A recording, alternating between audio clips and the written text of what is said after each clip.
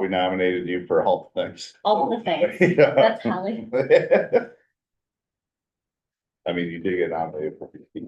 That was noted. Let's see if I ever miss a meeting again. Right, well, Pat's not here. Oh, where? Yeah, Thank you. That's true. Yeah. right, I don't think we have anything on the agenda for him, but. All right, I'm gonna call this meeting to order, the Ottawa County Housing Commission May meeting. Thank you all for coming. Looks like we do have quorum here. First up, we have public comments and we just limited to 3 minutes. Have any public comments? Chris, good. Okay. You're the only kind of public comment here. Go ahead. All right. Moving on, is there a motion to approve the agenda as written? Is there a second? Second. All in favor? Oh, Yeah. hate to interrupt, but, the, appointment and alignment committee of county recommended to the board of commissioners that county ordinance established the housing commission be amended to strike, the words subject to the ratification of the board of commissioners. This had to do with, the appointment of people on the committee. Your bylaws have the same language. Okay. I don't know, it's not, obviously, it's not in the agenda for right now, but you might want to add it today for discussion or add it to the next meeting for possible discussion and action to make your bylaws coincide with ordinance, which has to coincide with statute. So, Okay. Yeah, let's, I recommend, well, can't make a motion, but, I recommend that we move that to the next meeting, so that way we all have time to dig in and Have a copy. have a copy of it. Yep, we'll provide an advance, marked copy of the changes to. That's the alignment. probably smart because the board hasn't acted on that. Right, yeah, I don't wanna So that would happen. supersede that. Okay, Okay. yep, yeah, I watched that committee meeting, so that way we can have some heads up on the next one. Okay, perfect. I guess all in favor of approving the agenda as written? Aye. I, what, I'm not even voting now. You're not, I don't, yeah. I take it back. Slide right in. Yeah, like, wait a minute, I don't even see a name tag right away. How efficient is he gonna be? Signing things. Yeah, I guess so, yeah, well, welcome to the committee. Approval, is there a motion to approve the minutes as written So from the moved. last meeting? Is there a second? Second. All in favor? Aye. Any opposed? All right. Small footprints home project update. What you got? Yes, a tremendous amount of activity happens Okay. between each of these meetings, which is Yeah. very cool. And so, yeah, Matt and Nick will take lead on sharing where we're at today. Perfect. So the first thing I'm gonna share is a big unknown we had was just the heating cooling system in the homes. And so I reached out to Hope College faculty and he teaches all of the thermodynamics heat transfer courses at Hope. And he also runs the Green Revolving Fund, so he's involved in like energy efficiency and like really like optimizing the systems at Hope College. And they actually, Sorry, yeah, will you pause for just a moment? yeah, sure.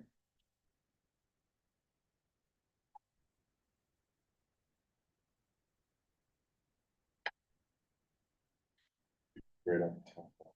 Let's just close my window because I didn't see it. I was mousing around to get to the minutes and I don't see the window and I'll make sure we're still live streaming. So let me just get back there.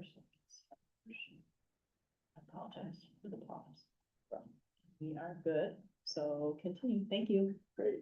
So Jeff Christians with Hope College, he helped us out with a small analysis of all of our concepts, and basically put together a written recommendation and a decision matrix. So he considered, for the decision matrix, the heating and cooling needs year round of the small footprint homes, low installation and operation costs, and then small system footprint, so like how much space the mechanicals are taking up. And basically his recommendation came to a ductless mini split heat pump. And so this is kind of what we were thinking, but it's helpful that we have like the background now to back this up and that Dr. Christian's kind of stepped through that analysis for us. So we're really grateful for that. Additionally, we don't have work product to show today yet. Some of the concepts aren't quite ready for prime time, but we're working through those exterior modifications to apply all of the concepts to the various contexts in Ottawa County. And then one thing that we're gonna be stepping through with, Rich is gonna help me out with, on the DSI team is creating some type of database or supplementary sheets, that have, standard details for all of the homes. And we're still kind of figuring out what exactly that looks like, but, Nick and I have looked at some resources online that have already been created for communities, right? So you might have like a municipality, that creates like a standard details sheet.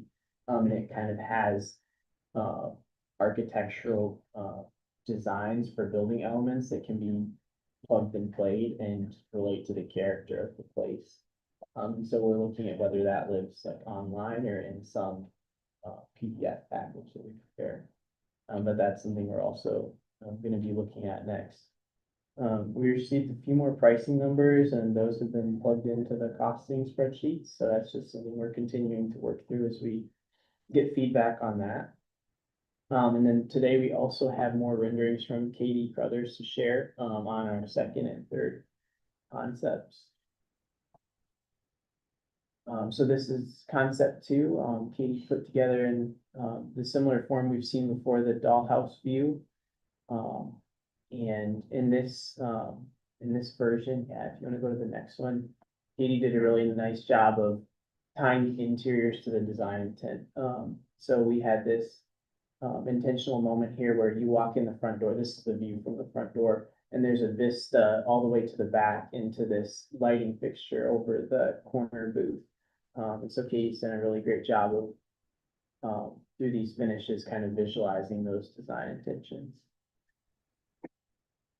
I'm just clicking, Yeah, sure. giving a little tour. Is that a queen or a king? I think it's a queen. Look like a queen.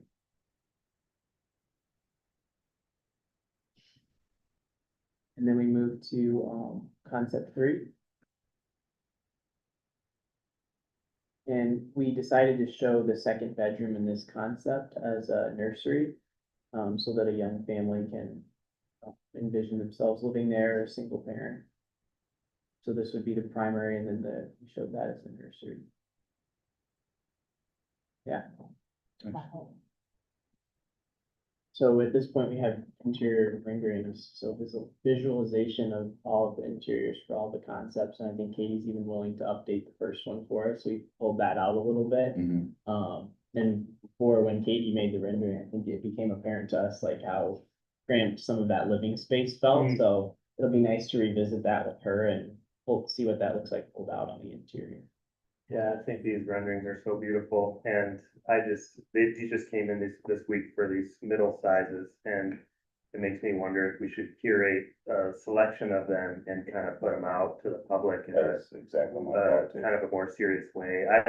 I see these renderings and I think about the challenges that come with trying to move through an approval path with a municipality, right? So if we're going for a PD in a municipality and we're trying to bring along those staff planners and planning commission members and so on, and make sure that they're comfortable and assured that we're bringing a quality product, this kind of thing goes such a long way. And so, yeah, I really think we might want to package up something, maybe with the county DSI logo on it, Katie's name on it, or something like that. And just maybe even do kind of a dedicated social blast that says, hey, this is some of the work product that has come out of this process that has to do with the interiors and with the quality of life that we're going after. I think that would be valuable. This project continues to gain momentum, right? There's so much conversation about building smaller and all the components that go into affordability in that space. But part of this is education, right? And the visualization, get these local units of government to understand it. We have had, you know, I've had families call me, last few weeks saying, we want to downsize. We love the designs that you're creating. We want to see those, and there was this one family, and she's like, well, we see your larger design at 1,050 square feet, but we don't need 2 bathrooms. We want 3 bedrooms, 1 bathroom. Can we do that? Oh, yeah, of course. And so this kind of interior, designs really help people visualize it. And they're like, we want the plans. When we're looking at property, we want to go do something with it. And that's exactly what we want to start to mobilize. And when they go to local units of government, that's where we're there to support too. It's just all this information compiled together and just starts to move them. Yeah, I wanna make sure that people get credit where credit's due, so. Get Katie's, make sure she gets credit for it. And Yeah. same thing with you and Matt as well, so. Yeah, and that's the main intent of this, right? So you get the local governments to allow these smaller homes rather than their zoning laws currently being minimum of X amount of square feet. Yeah, absolutely. And to say as a community, yes, we want to allow this to happen. And to the general public, this is a really quality product. Look at it. You know, it represents our community, the interior is gonna be beautiful and laid out. Yes, it's all momentum building. Rich reached out, it sounds like he's preparing something that goes out to all county residents, to update. Correct. The county does a newsletter a couple times a year, and we're gonna include a feature article. Like maybe about 500 words that will go into this distribution to all county residents, talk about the project. So maybe in addition to sending Rich, some of the presentation sheets and things we were talking about, we'll add in some of these renderings too. I think. Yeah, and if that one is space limited or limited in terms of word count and graphics and things, that this could be potentially used, but I'm even thinking of something that's more of like, shows all the sizes, shows some of the different views that you just click through. It has like its own little package. And even thinking about like Grand Rapids is going through this process right now too. And in kind of the spirit of sharing some of the things that have tumbled out of our process and hopefully getting some, wisdom from what they've been doing. Having some of our material that's out there to kind of show where we're at and show the quality that we've maintained in the project, I think is important. Is there a landing page we could do with the digital? We have so the Ottawa County the small footprint home project has a little landing page with some update links, things like that, so maybe it could live there. Yeah, just to have a central, from the newsletter, not to create more I've got a work. question that kind of relates to last night's storms. Mm. Are there any models that have a basement? Not right now, it's all slab on grade, but we have talked through, okay, how could this be adapted to basements if we wanted to do basements, and we've talked for certain developers and volume home builders that we've actually engaged with, they've mentioned like, yes, we like where you're going, but we would probably want to think about a basement. And, we aren't, it's not a turnkey swap because there's a stair that has to be thought of, but, we are aware of that, not only for safety, but, for storage and for other practical reasons. Like if I was building one to live in, I might consider adapting to a basement. Changes quite a bit of cost. Yeah, it's Yeah. a different kind of animal when you add that basement, from a cost standpoint, and we're trying to, we're trying to have a product that is feasible and reasonable and, still a good design without a basement, but if one wanted to opt for a basement, certainly basements aren't required by the residential code for safety reasons or anything like that. Slab on grade homes are built.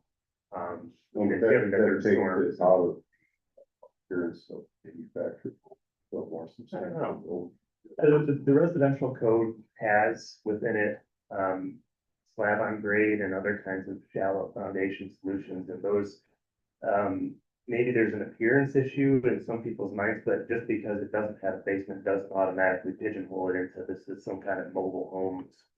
We've seen a lot of new homes coming on slab on grade, but a lot of new homes. Yeah, mainly around our water table issues. Which we have.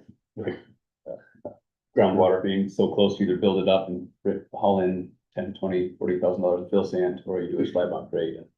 Also in aging place communities, in settings like that, Habitat put on, townhomes, down on like Belch and what's like 128th and Holland, north side of Holland.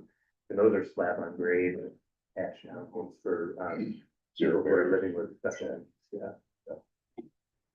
It's definitely making more of a comeback than it was prior.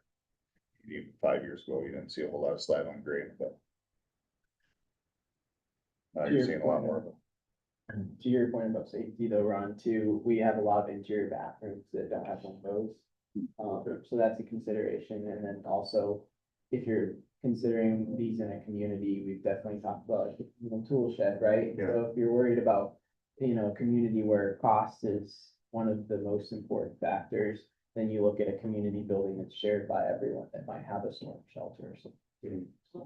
Yeah, we did talk about that, like what if it, and not to get way off track, but I'll mention to you that I think I've shared before that I live in a community that's a former Jubilee project, that's 6 attached housing units. There's 1 unit upstairs above a unit that's on the main floor, so it's a kind of a stacked duplex unit. And last night during the storm, my neighbor Thad, who lives in that unit, and his dog Louie, I saw them running around and going into the lower unit, because that neighborliness exists. And he was able to text his downstairs neighbor and said, "Can I come down?" And he did, because the storm was scary, and he doesn't have kids. So it's a real concern, and in certain kinds of situations, one has to think about what would they do in that situation. So it's a very fair question.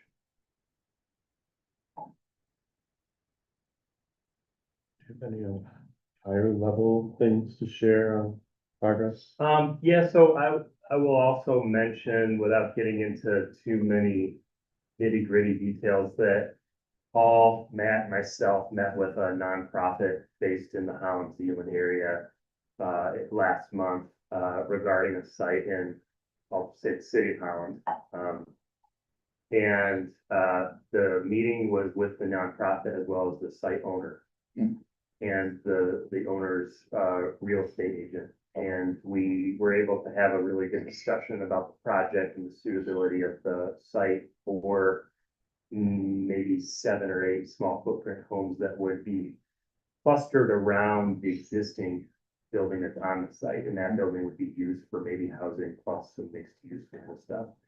And What's on the site already? it's kind of an adaptive reuse. It's an old kind of farmhouse that's now classified as mixed use. Oh, And it has a dentist office. oh, nice. But above the dentist office is a residence. Okay. We received word after that meeting that the owners and the nonprofit had reached an agreement, and that the nonprofit has basically been given dibs on the site with a price, and that's been sort of decided on, and we have now the blessing from both the owner and the nonprofit to proceed with the entitlement process with the city. That's huge. Yes, and I'll jump in quick, the So, owner yeah, go ahead. property indicated when presented what the site concept could look like with 7 of these smaller footprint home designs. He walked away from that meeting. He for a long time, I gathered, wasn't sure if he wanted to sell, right? This was his business, his legacy. He was so pleased with what he saw coming out of this, that the email that we got back, Profit, was, he loves this and he wants this project to be his legacy for that site and what it can do. That's awesome. Very cool. Yeah. Yeah, so that team has a builder that we think is probably going to be the builder for the project, because they have a relationship with the nonprofit.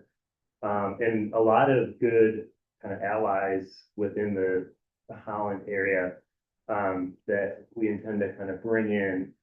And then we have a meeting scheduled for the 27th with the City of Holland Community Neighborhood Services. So we've sent ahead the concept plan for that for them to kind of review offline in preparing for that meeting, but that'll be our kind of first, for this project, that'll be a big step because that'll be the first time we're sitting down around a tangible site that we kind of have control over. Right. And so where the rubber meets the road is in two categories, right? One is the concept plan relies upon a PUD process, so it's not gonna be a by right, hey, we're just gonna drop these down on parcels that are already the right size. Yeah. And in the right arrangement. So we are going to need to run through the land unit development PUD framework within the city of Holland to do that.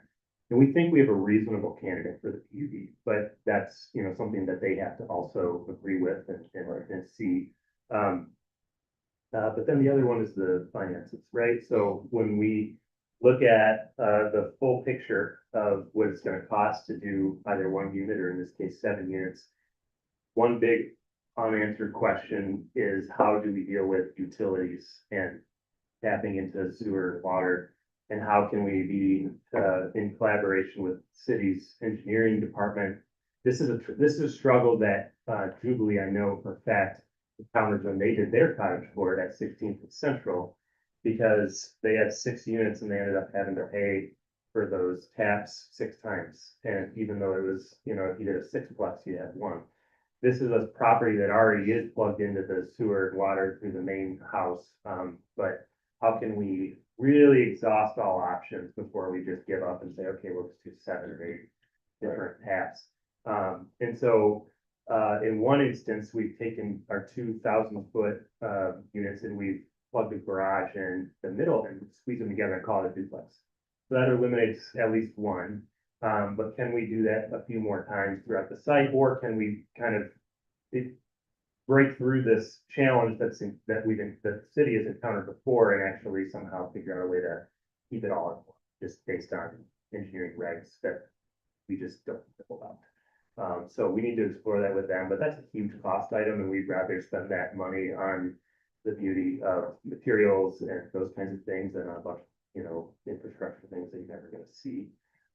So we need to step through that, but we've always said in this process that, like, we can run our hypothetical spreadsheet all day long, but if you don't have real cost for land and you don't have real cost for infrastructure and some of the unique aspects of each municipality, how can you really be getting at cost numbers? And now that we have a site under control, we're gonna have real costs. We have a real builder, we have a real entitlement process, a real municipality, and so this is gonna bring it into reality. And we think we're not doing this for an academic exercise, we're planning to actually build.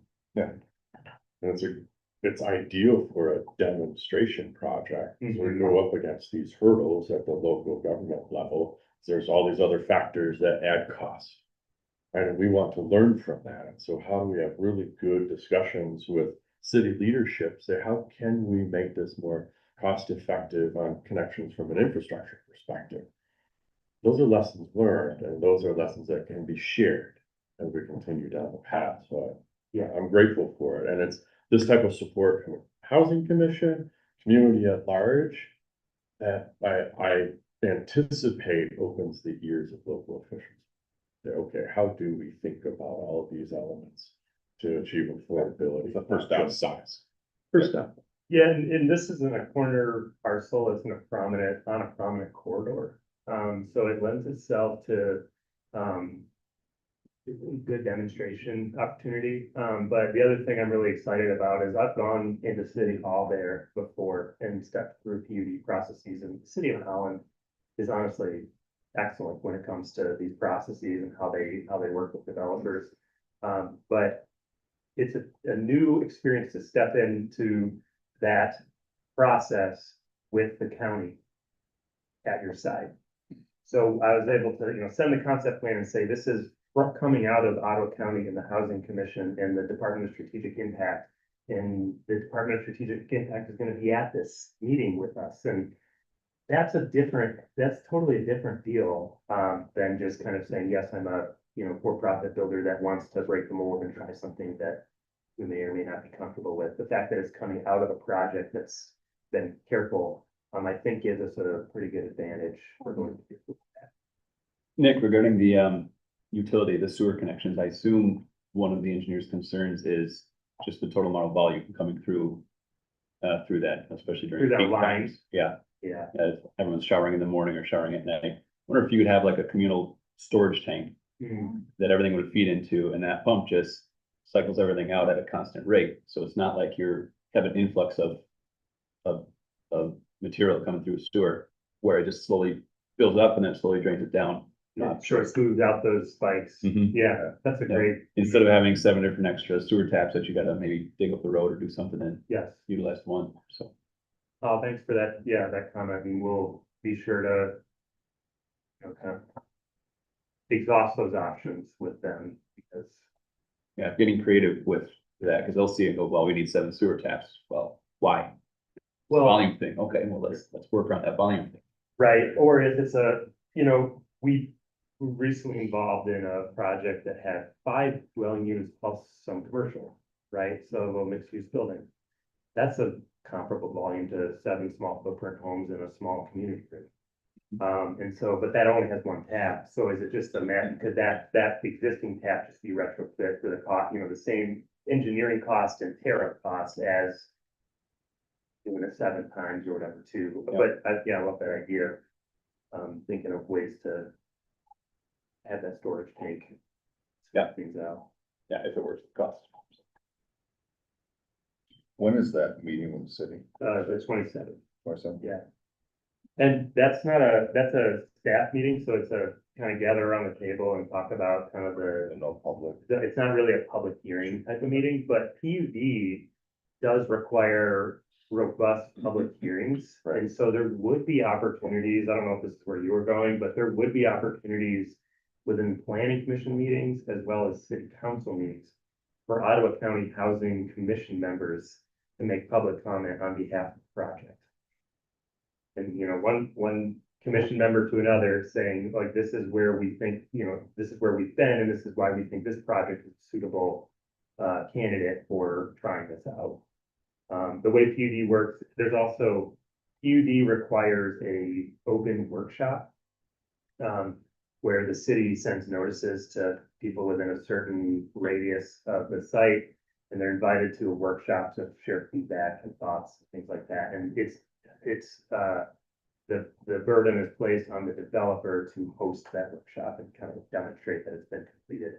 So that's another sort of venue for public comment in a way. But then it goes to planning commission. That's a great venue for public comment. And then it goes to council because it actually is a rezoning.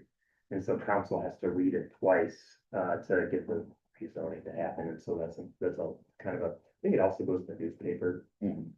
So there's all of those opportunities for demonstrating like kind of a good concerted, collaborative, supportive project here.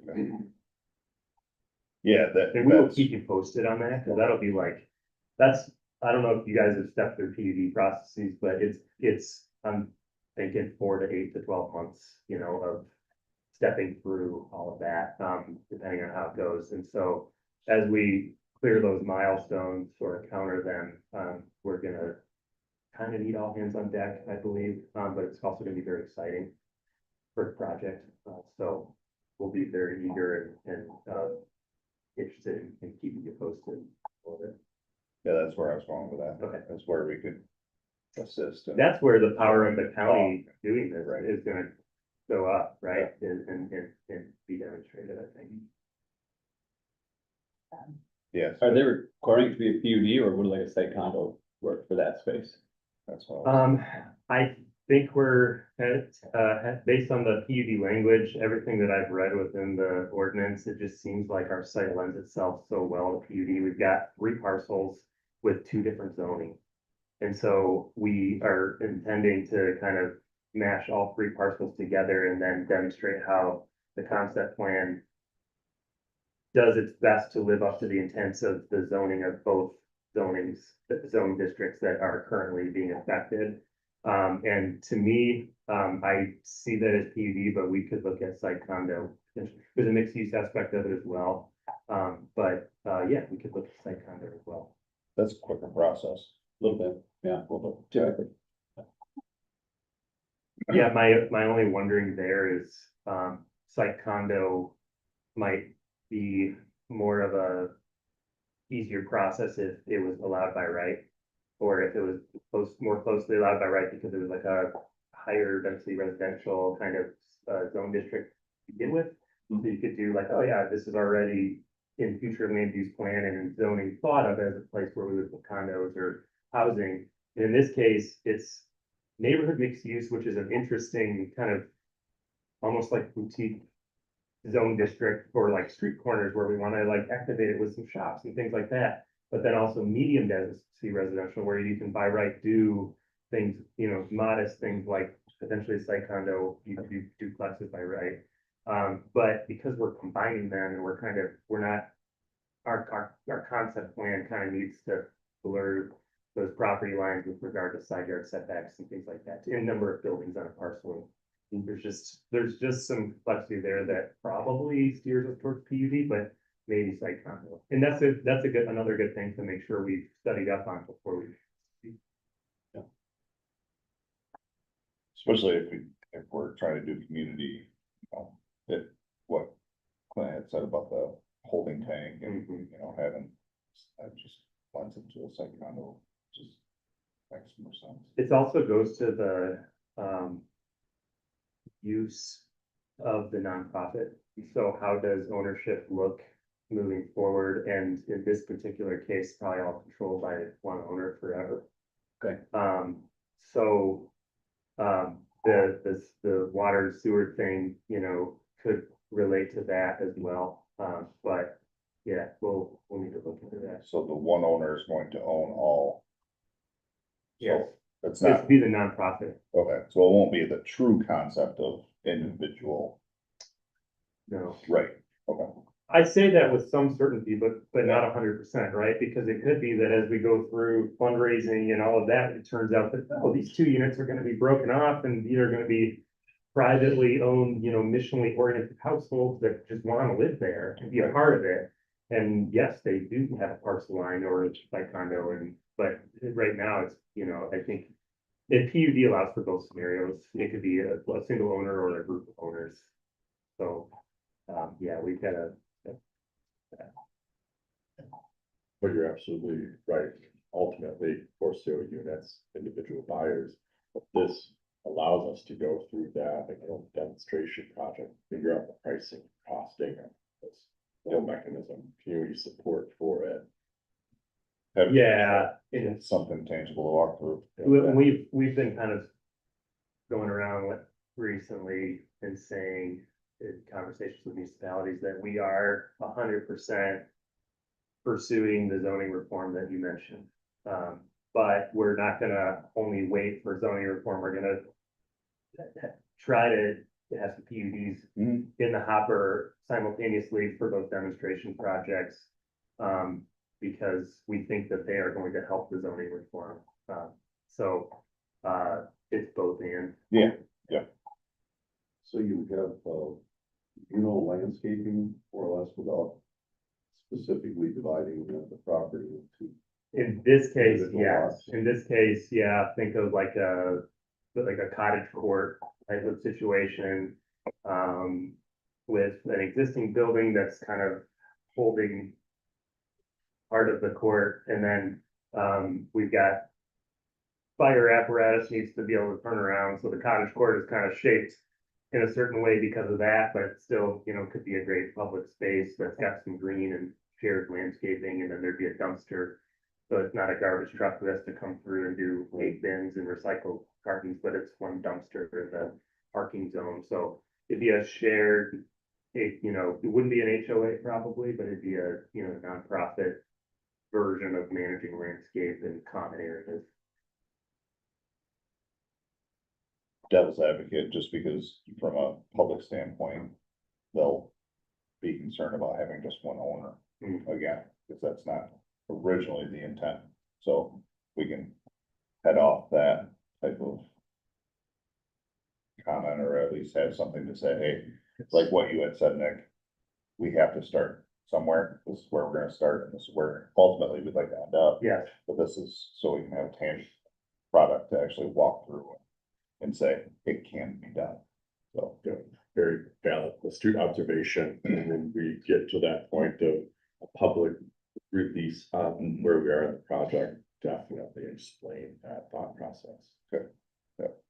yeah, and we're not like in a bandwidth situation necessarily where we can only do one at a time. So all of our other iron fire are still kind of going. We've had other ongoing conversations, with Bruce Thompson, from Urban Year and JTB Homes. We had a meeting with them about 2 weeks ago. And there's some interesting developments there that could lend themselves more to home ownership. yeah, And same goes for, some of our irons of the fire that are more on the northern side of town. So, yeah, but thanks for the reminder, because we do wanna always be cognizant of, yes, what are we after here? right, Home ownership, if that's one of the things that some people are very interested in keeping an eye on as a theme or as an objective, like, we don't wanna ever come across as like, oh, well, we're shifted over here, now we're distracted by Right. this other thing, not Yeah. focused on home ownership.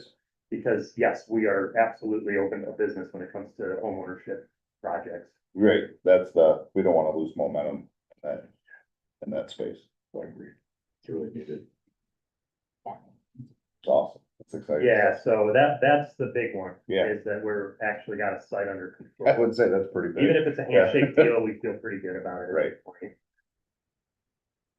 When would we expect who's involved to be made public? Well, I guess, we have to see how the 27th meeting goes, because the city of Holland could say like, no, yeah, we're not doing this one PUD, like, we can't get behind it for X, Y, and Z reasons, and so we don't want to get ahead of ourselves, we want to make sure that everybody who needs to be kind of on the extended collaborative team, which includes the city, and may include not only city staff, but may include, planning commission, they may have to take it to study or something like Right. that Yeah. as well. So it may kind of emerge in a public way, not as like one big press release, but kind of like, hey, this is starting to see the light of day a little bit. Yeah. So I think we'll have to kind of navigate that. We're kind of making it semi-public right now. Well, yeah, true, Yeah, yeah, for yeah. sure. And I'm sure this question's already been asked, but is there like a case study in Michigan that has done a similar thing? Well, I mean, 16th and Central in Holland did it, and did it quite well. And so, Steve Gross is usually at these Yeah. meetings is, I think usually sitting in one of these chairs thinking, Right. I've done this, and he's Yeah. right, he did 6 of them. And so, I've spoken with Steve years back about the lessons learned on that project, but that would be one. But there are certainly other case studies that we've collected, that we can kind of reach out to, or just reference if we need, for certain questions. Okay. But there's just so many idiosyncrasies with one municipality to the next. For sure. All of that, Yeah. that we're kind of excited to kind of get into the specifics of this one with the city and see how it goes. Well, like I said earlier, it's the first domino, and if it all goes well, then we can say to other municipalities, look, here's how it worked over here. Your community could also use this, and here's the process that we went through, and blah, blah, blah. Yeah, we sure hope so, and I think one of the funny things about this particular site is that it looks across the street at another unit of government. Oh, no kidding. So it's not even just like deep in the city of Yeah. Holland, it's at the edge of the city, it's on the edge of the city, so. If it's appropriate for, this site, could it be appropriate for the next municipality across the street? But more broadly, the context of the site is actually so reflective of so many parts of the county, it's not in downtown Holland, but it's not just in suburban sprawl, it's not out, it's in this area that you would recognize very similar areas in Grand Haven or in Allendale or in, so it's gonna be applicable, it's gonna be adaptable, and, easy to reference for those discussions. Is the city manager Keith and Dave aware of it? So I don't know if it's been shared with Keith by Community Neighborhood Services. Our official first communication with the city was directly to, Steve Peterson and Anna Venable with Community Neighborhood Services, so their protocol, may or may not include sharing it with, city leadership. But, we would, it wouldn't be long before it, goes to that, yeah.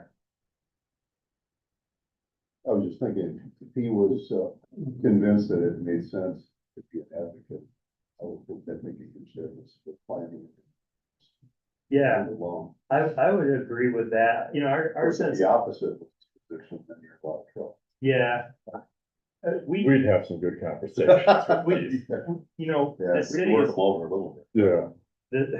the city is, they've got a nice, kind of, I wouldn't say chain of command, but they've got a nice protocol for this, and it's, the planning team is very professional about looking at, hey, does this fit into the mold of PUD as we understand it or not? And so I think we started at the right kind of tier, and we want to hear what they think and say.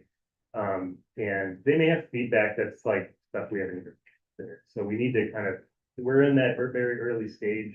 We're open to that feedback, but with the first thing we really need to understand is like, is there an appetite to explore this in PUD? Gotta crawl before we walk. Yeah, Yeah. yeah. And I think honestly, it probably would have been premature to send this straight to city leadership. I think it needs to, I think we need to let staff sort of digest what we sent over. Maybe drive by the site a couple times, maybe walk the site and develop their own opinion about it. But we, like I said before, we've never stepped into a project, or at least I've never stepped into a project where it's in partnership with the county. So it is unique, and we certainly don't want to surprise people or, other, leaders in the city either. But we think we have a good project and a good, strategy for bringing people to the table. Yeah. But yeah, good. Okay, Matt, you have anything else? No, you good? Thank you for all your work on this. This is exciting stuff to watch it start to actually come to fruition, and not so much just a pie in the sky idea, but now something almost tangible. So. Yeah, and I would say for the housing commission, look to Paul and Matt to figure out the right communication for this, but like, we could send along the concept plan. And get that feedback in the way that's appropriate for public record and stuff. I don't know if we want to broadcast the concept plan quite yet. Yeah. But like, we do lean on you guys for, those insights, your professional lenses. And if you're just curious to see like, what are we talking about, there is probably a point where we could send that to you. I think the earlier the communication, the better, because then it's not sprung on people. They have time to digest it, they have time to, investigate it themselves. Instead of, hey, all of a sudden it's being built, in this area right now, you know what I mean? So, the more feedback we can get from the public, and that's why I said the landing page is great. That's just all, Becky, pull that up. Is to include those interior renderings with that. And a potential concept idea, here's kind of what has been talked about, like that is great. Mhm.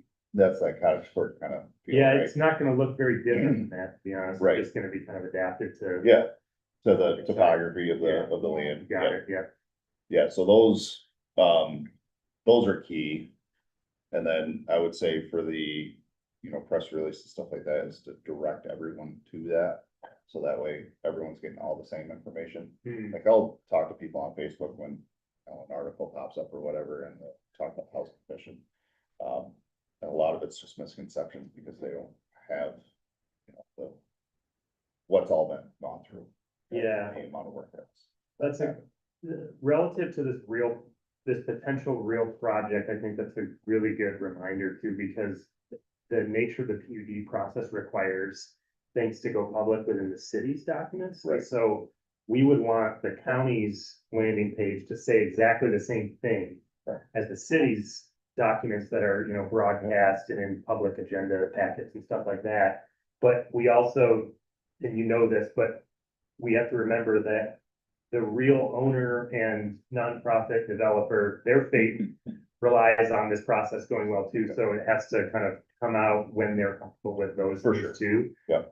But yeah, that we'll have to discern how we do that. Yeah. But I'm speaking specifically about getting it to you guys for your feedback as well. Okay, In a way that's, if it's gotta be public, so be it, but Right. but it's also for the purposes of, this. Yeah, Dialogue and we- feedback. I'd love to walk through every bit of the process with you guys and have that opportunity for feedback.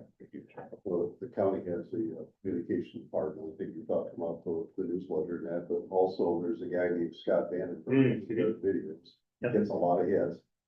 And loves new ideas, so when we get to that point, I think that might be an option too to get out. Yeah, Scott did a whole news podcast or whatever, video podcast That on was good. small footprint homes. He already did already? Yes, Okay. and I think it was Yeah, Yeah. well done. last month we talked about it, I watched it the morning of, and you did a good job, yeah. so, but yeah, When you get a little bit closer to the concept. Yeah. Where something to see. Something more hands-on, Yeah. I didn't know we did one. Yeah, I mean, this is the momentum we can build on. If that property does end up working out for this, it's a whole video series. absolutely. time lapse. Yeah. Yeah. For sure. Yeah, Yeah, he's got a drone too. that kind of keeps some video. So, That's a great idea. One of the things that I think, you might want to think about over the summertime is, as we step into this, depending on how the 27th meeting goes, or maybe ahead of that, is we probably need some 3D visualization of the concept plan. And the trick with that is there is topography and there's an existing house. So someone needs to go out and either scan the house or draw it. And then model it in 3D and then drop our concept plan on it. And that's a great project to do, but it is a significant lift. But it would help the process with the approval process immensely to have those to show what it would look like from the street corner and from across the street. it'd be outstanding to have the 3D perspectives. Yes. It's a skill I do not possess. Yeah. It's one that I think, Matt, I'm feeling like that could be a good one to drop in your lap. Yes. You'd enjoy working on that too. Good. I see the smile, Yeah, he's yeah. geeked about it, Yeah. love it. Well, great, thanks, guys. Yeah, I thank you. really appreciate the work and, keeping the ball moving forward, so. Okay, moving on to new business, Paul, do we have anything? Nothing immediate. Okay. The housing, or next, step is public comments, anyone? Going once, Is that loud? going twice? Yeah, first, yeah, beforehand. Well, people watching. Okay, other business discussion items, housing needs assessment, and that's happening June 17th. Yep. Here, right next. Yes, right next door, main conference room. I don't know what registration is like for that now, but it's been promoted by various agencies. See what the turnout is. That'll be good. Right. And then next meeting being June 4th. Guys wanna pull up your calendars? See if that's. Oh, on. Wednesday. That confirmed. Yeah, it is. We need Pam to explain the reason why. Pam Junior? I have my limitations. Yeah, junior. June 4th, That works for me. I for me. I couldn't do the 5th, so maybe that's. Is that was why, yeah. It's been she small. Switched it, okay. Blaming. As long as there's someone to blame now. I feel Right, like yeah, we're Perfect. So we will get that switched on calendars. I still have it on June 5. I do too. Yeah. Okay, we'll have Pam adjust that and then we'll Okay. go for fourth. I'll put a big old Pam senior note. Yeah. Thank you, Becky. All right. Say where this meeting is done. Thank you, guys. Thank you.